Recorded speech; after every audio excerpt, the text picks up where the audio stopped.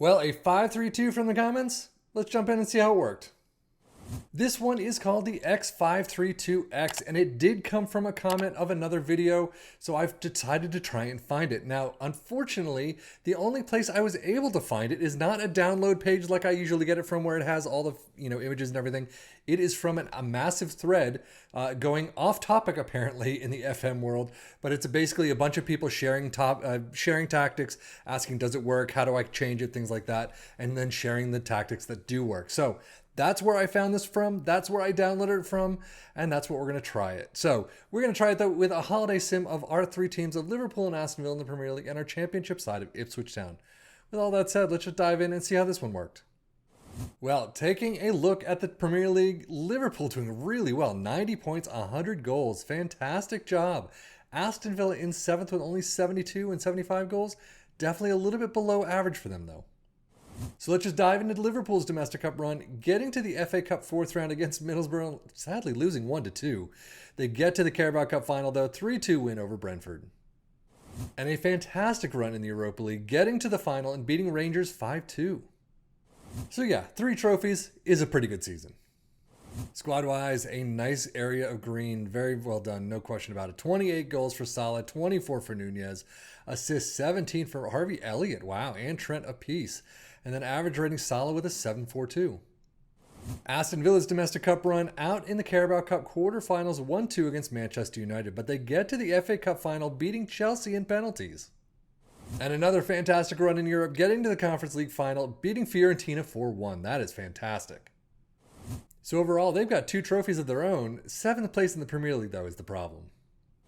And squad-wise, yeah, they have brought an average sea of green there. 34 goals, though, for Ollie Watkins, 27 for Diaby, 22 for Zaniolo. Assists, 14 for McGinn, Kamara, and Ramsey apiece. Wow. And then average rating, Robin Olsen gets up there, but Ollie Watkins with a 7.34. Data Hub, Liverpool defensively looking really nice compared to what they usually look pretty nice anyway for at least the most part. This looks a little bit better than that. Dribbles per game, attacking wise, is definitely there. Goals, 2.63, we have definitely seen better, but it's still pretty good. 0.61 conceded, 0.77 XG against is very nice. And you can see we are performing well above average statistically, so yeah, definitely nice to see. Aston Villa, yet again, attacking-wise, they're not all the way there like they usually are, especially in the goals department. Defensively, they're looking on the more average side. 1.97 goals per game, not great for them. 1.11 conceded, 1.15 XG against, a little bit better though. Premier League stats, Liverpool in first though, 2.37 points per game. Aston Villa all the way down in 7th with 1.89. Most goals, a flat 100 for Liverpool in first. Villa in 5th with 75. That's definitely a little low for them. Fewer shots against, Liverpool though in 3rd, 272, Villa with 335.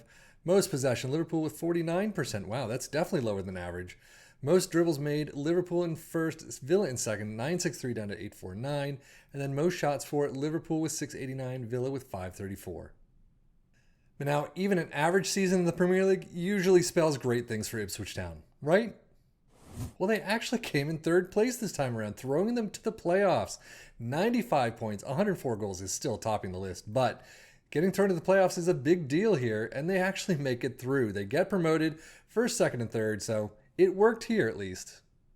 But yeah, an average showing in the domestic cups. Out in the Carabao Cup 3rd round to Manchester United, whom you actually beat in the 3rd round replay of the FA Cup, getting to the 4th round, and unfortunately facing Chelsea and losing 1-4. So yeah, overall, you got promoted to the Premier League, but still, you want that 1st place spot. And wow, Leif Davis, the only one getting a 7.37 in the green. That is tough to see, but goals, 14 for George Hurst, 11 for Connor Chaplin, assists, 23 for Leif Davis, and 10 for Jack Taylor. Yeah, that's an interesting season.